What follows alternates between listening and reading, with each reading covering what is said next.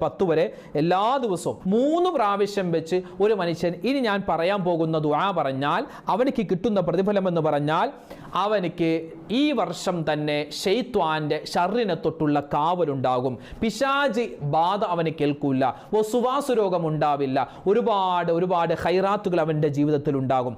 ഏതാണ് ആ ഒരു ദുആ എന്ന് ഇതാ നിങ്ങൾക്ക് കാണാൻ പറ്റും. അതായത് اللهم أنت الأبدي القديم الأول وعلى فضلك العظيم وجودك وكرمك المعول وهذا عام جديد قد أقبل أسألك العصمة فيه من الشيطان وأوليائه والعون على هذه النفس اللمارة بالسوء والاستغالة بما يقربني ഇലൈക സുൽഫാ.